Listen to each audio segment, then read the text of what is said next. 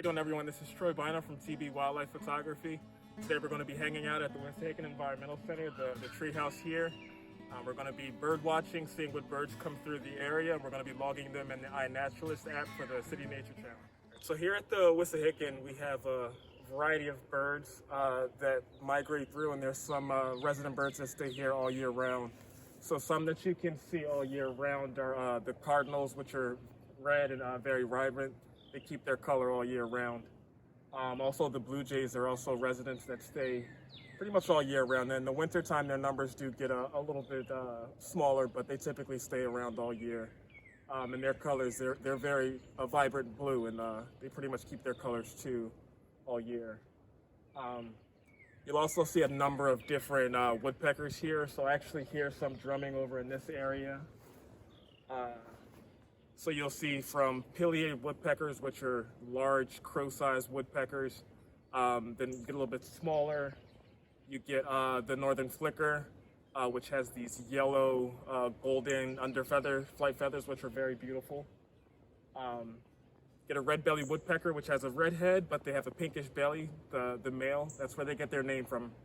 And then you'll get the hairy woodpecker and then the downy woodpecker. They look almost exactly alike, except the downy woodpecker is a little bit smaller than the hairy woodpecker. And we have another cardinal over here chirping. And here's a red-tailed hawk flying over.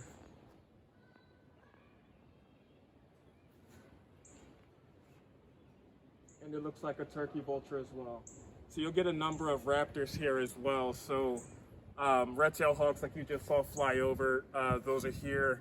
I've seen sharp-shinned hawks. They pretty much, I see them more so in the winter time. Cooper's hawks, which are a little bit larger than the sharp-shinned hawks. I've even seen red-shouldered hawks here as well. And then you also have bald eagles. Now, I've heard that there's a nesting pair somewhere in the park. Or around the park, but yeah, there's bald eagles here now, which I've seen quite a few times. It's very cool. So typically, the hawks are not a huge issue for the smaller songbirds, because the hawks are, well, I should say the red-tailed hawks, red-shoulder hawks, being as though they're a lot larger, they'll go after rabbits, squirrels, small game like that. Versus the smaller songbirds, because they're quick and it's not a lot of meal for them, so they'll go after the squirrels, rabbits, and other small game. You will have Cooper's hawks and sharp-shinned hawks, the smaller hawks. They do go after some of the smaller birds, mostly robins, doves, the fatter, slower birds. That's what they typically go after. And then you do have falcons. I have seen some kestrels and merlins in the meadows kind of flying through. But those falcons, they typically go after the smaller songbirds, and they'll go after the mice and voles that hang out in the meadowlands. So yeah, if there's falcons around, then songbirds should be wary. But if the hawks are around there, they're typically fairly safe, but they do still go into hiding just to be safe. So here at the park, we get a number of migrant birds that come through as well. So Andorra Meadow, which is a little bit behind the treehouse here, is very famous for the warblers that we get during the migration season. So you can go and you can see there's yellow warblers, there's yellow rumped warblers. I've seen, black-throated blue warblers, black and white warblers. There's all kinds of warblers that you can come and see here. You can spend all day. What else comes through?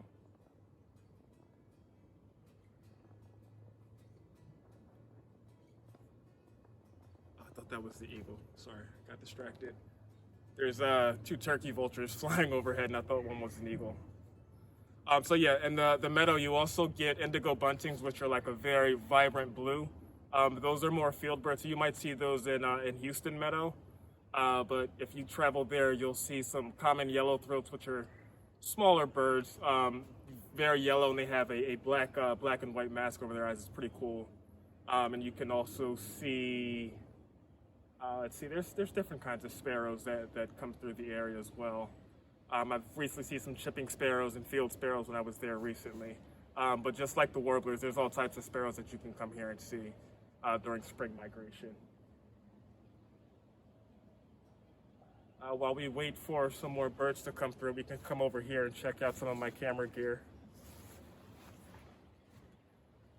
So this is the setup that I typically use for my wildlife photography, mainly because this lens is able to get pictures of very small birds from a great distance, and the quality is great.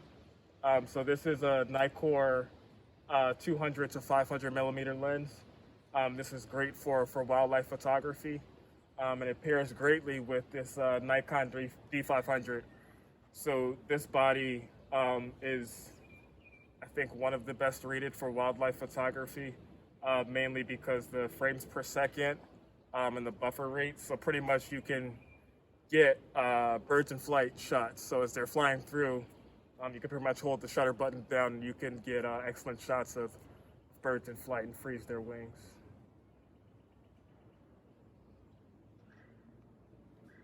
And this here is a gimbal head that I use on my tripod. So the gimbal head's a little strange.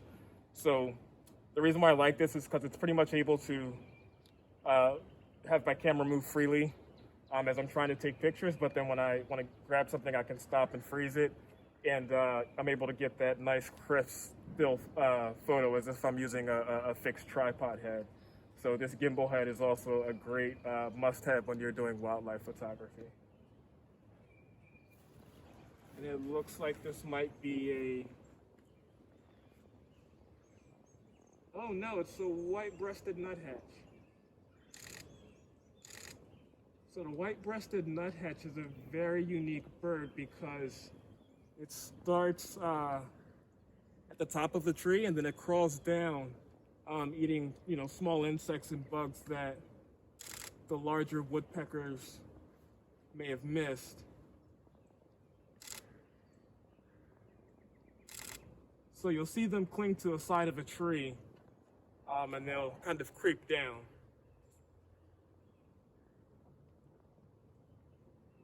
And those are also very common here in the park. You'll see them all year round.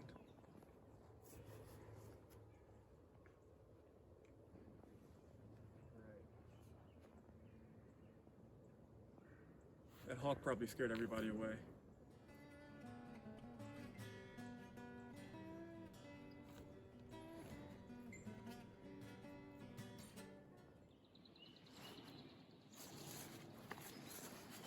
Let's continue this way and see what we may find.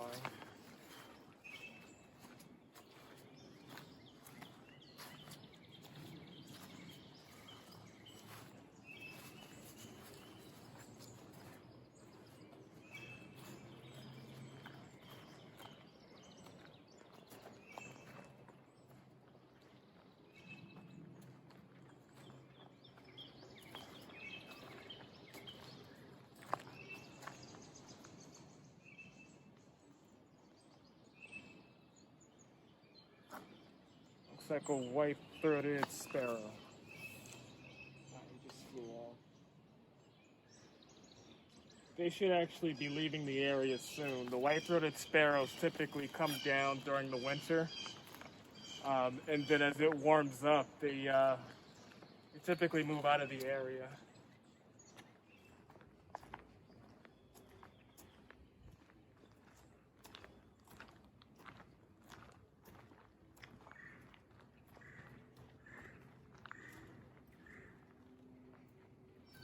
So I hear a red-bellied woodpecker somewhere over here. He's just going quiet.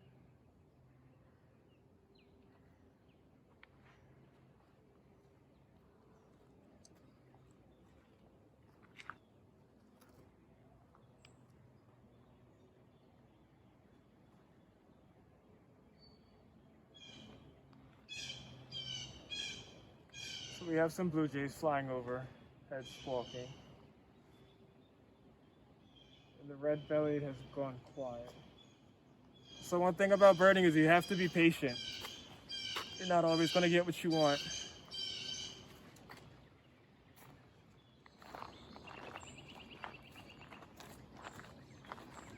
So I've always wondered what some of these shrubs are growing down here, but I'm not too good with plants. So I definitely like to use the iNaturalist app while I'm out here. So I'm actually going to take a picture of this here to see if I can figure out what this is. So to do an observation, it's as simple as opening up the iNaturalist app. There's a plus in the bottom right-hand corner. So you go ahead and click that and take a photo. So let's see. Let's try to get some good lighting on that.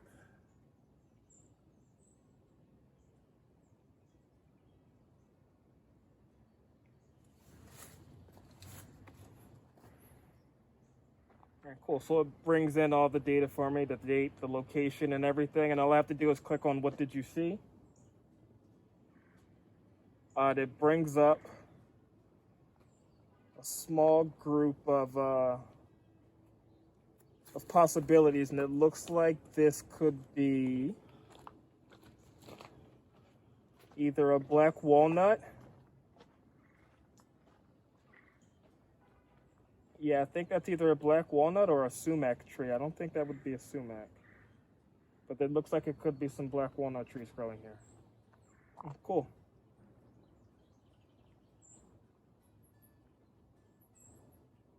All right, then you can just hit the check mark, upload your observation, and it can be confirmed by those in the community. If they agree with it, they'll let you know it's a good idea, and if not, they'll suggest new IDs for you to help you out. So that's what I love about the iNaturalist app. Whenever I'm out here and I encounter something that I have no idea what I'm looking at, I like to take pictures of it, try to get close to what the genus is, and then let the other specialists hone in on exactly what I'm looking at.